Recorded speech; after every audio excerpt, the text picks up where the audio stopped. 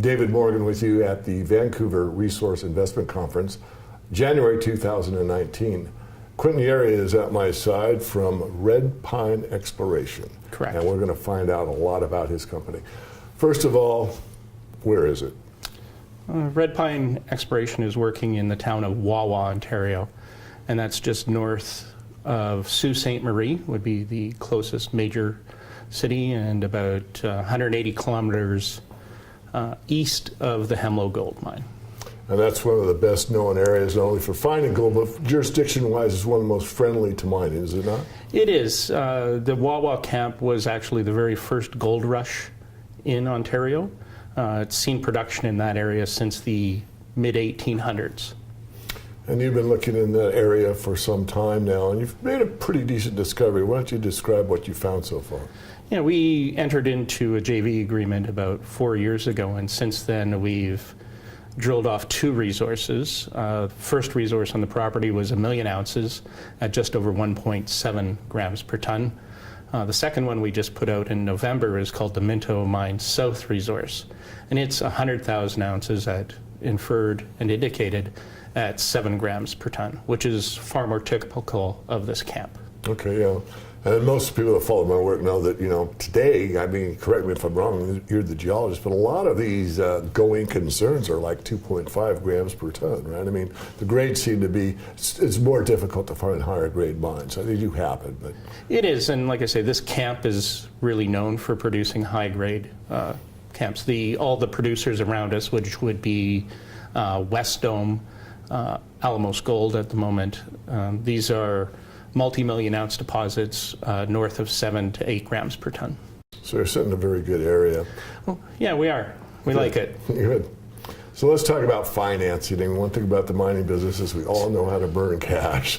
Well, we don't make it yet. Yeah. So where are you on your financials? We had $2 million in cash in December. We went to the market to raise an additional $1 million. And that was oversubscribed. We ended up getting $3.6 million, with over 55% of that being hard dollars. That is excellent and we were impressive. quite surprised, to be honest with you. Yeah. You think it was the market's awareness of what the potential for this project is? I believe it is, and a lot of the people that came in were existing shareholders. Okay, so you got a strong shareholder base. Yeah. On that topic, just kind of as an aside, is there any institutions sniffing around this early? There are. Mackenzie's involved. They took 9.9% last year. They're the most recent one. Okay. Yeah.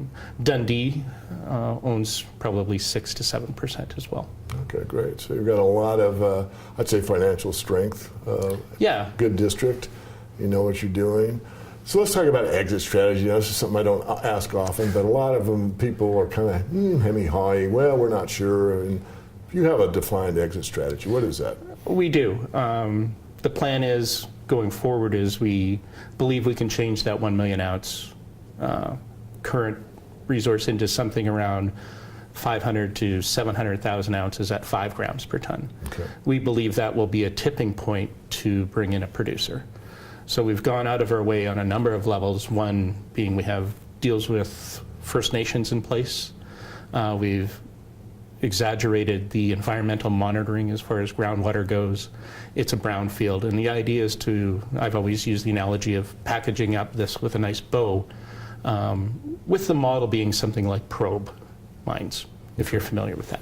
Well, let's just tell the audience, they might not be. Tell us about probe. Probe Mines is about 120 kilometers east of us, and they sold to Gold Corp 2 years ago for $600 million.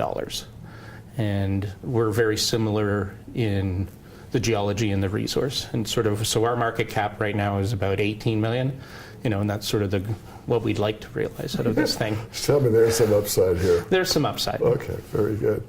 Well, I think we've covered it. You know, I don't like to dwell on every, you know, I like to hit the high points from an investment perspective, what, you know, the investors that follow my work look Right. at.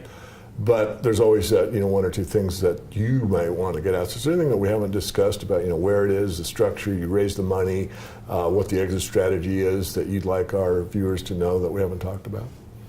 Well, when we're well cashed up, and we've been drilling this thing aggressively. We are an exploration company, and we do plan on, advancing this project with the money we have in the bank. We're not going to sit on it. And again, the goal is to reach that tipping point as soon as possible. How many, not how many shares, but you got skin in the game, no doubt. I do.